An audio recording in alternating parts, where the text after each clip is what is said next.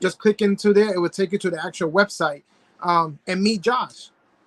You know, and his face expression is it's amazing. He's like whatever. I'm here for it. So it's awesome because they talk about the stories and the insights of First Strike Figs and his toy photography stuff. So definitely check that out, guys. Definitely. Thanks, yo, so I have a question for you, right? So so what was the very first action figure that you started collecting, and what made it special to you? Oh man, I think if you define collecting when you start like hitting the bug of like I'm going to get this line versus I just bought this stuff because my parents got it for me because I wanted it, right? Yeah. I think once I started hitting the collecting bug was in the early Toy Biz era of the X-Men line when that launched. So the first figure that I know that got me into the bug of like I need to buy more action figures. I love action figures.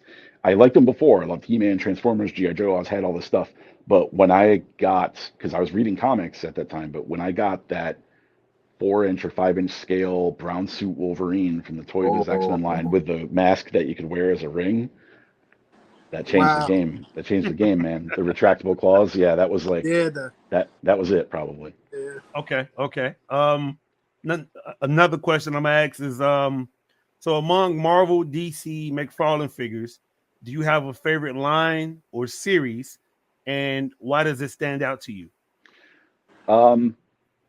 It's Marvel. I'm a huge Marvel guy at heart first. I like DC, but I pick and choose DC characters that I read and follow. Growing up as a kid, I was a huge Marvel fan. That was my kind of my game. That and weird like the magazine comics of like Conan and stuff. That was like one of my favorites too. But Marvel Legends is kind of like my biggest collection, as you can see behind me. It's pretty much most of it. I'd say it's probably like 75% of my collection. But if I had to pick a line that I like the most, that's going to be tough. I would probably say in terms of creativity and being able to do more photography with it, or just liking to stare at it more, would be Mythic Legions more than likely. Yeah. Because of the details and the soft goods and man, the creativity in that alone is going in the right direction. Yeah, looking at it. Are you going to Legion Con this year? I am. You are? We gonna see. Listen, we gonna be there. We gonna interview you on the spot. We're gonna be there. Right. Yeah, it's a long travel for me, but I'll be out there. Yeah. Free hugs. Hey, listen, this guy Conrad, he's flying from Conrad flying from Miami to come. Right, not bad. Yeah. I'll be coming from Portland, so I think I got a couple miles extra on it. Yeah, you do. Yeah. Hey, me and Collector, we live right down the street and shit. Wake up late, go out there. Only an hour and a half. It's gonna be a great time, bro. Honestly, just to see some new faces coming to Legion Con. Yeah. Yo, my thing, and that's not a question, it's just a statement. I don't know if you agree with me or not, but I'll just say it out loud. We like Marvel now. I think it's a thing that's popping right now in terms of like the action figure allure. Like DC, McFarlane is doing a great job, but I wouldn't compare him. It's like McFarlane is like one nigga that just knocked people out. And Marvel is like a group of niggas that be jumping people all the time. Like,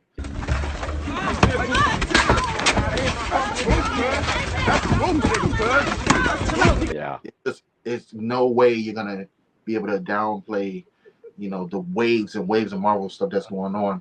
I thought about when I was a kid, right? And I used to watch like Mighty Mouse and stuff like that. And then I used to always see like Superman, the OG Superman stuff. Like it was like, I think it was still color. And DC had they had like a head start on all that stuff. They was on TV first. They was doing all this stuff first.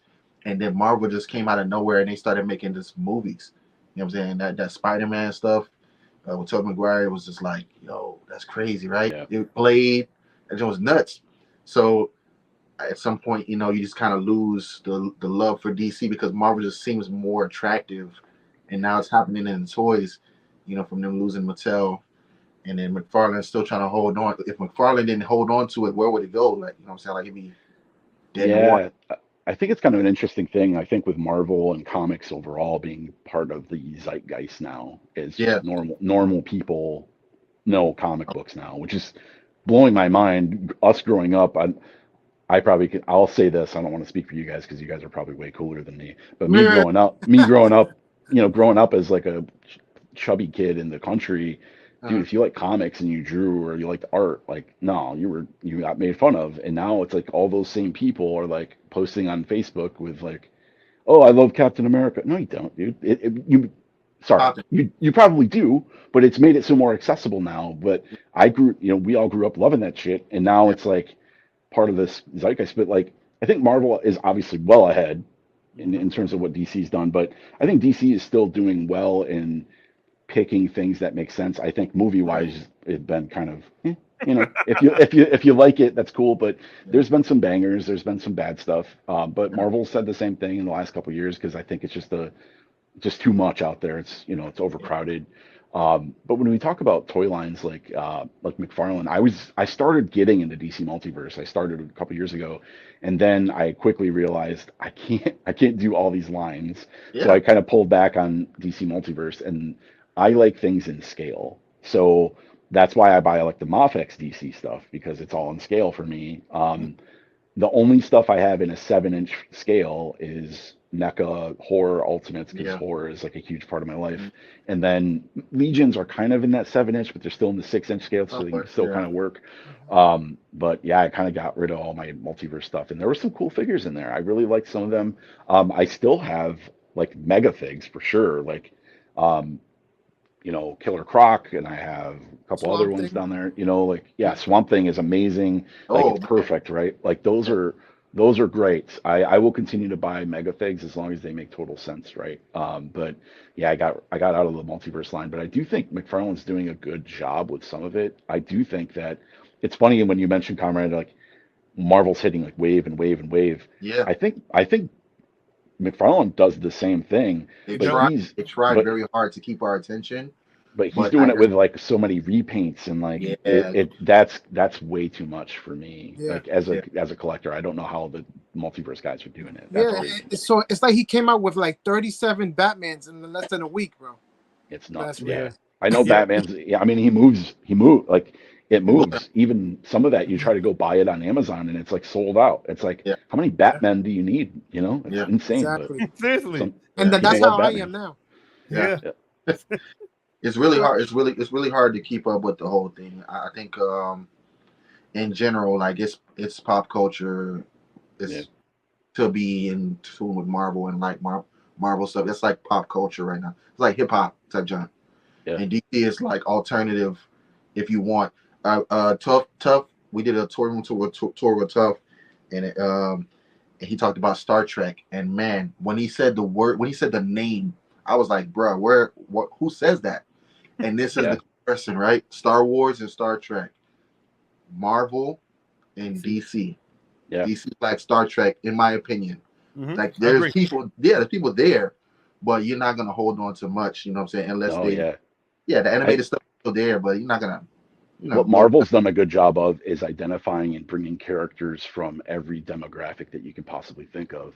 So you want to talk about street level, guys. Yeah, you have that in Batman, but how many other street level guys does the mass populace know?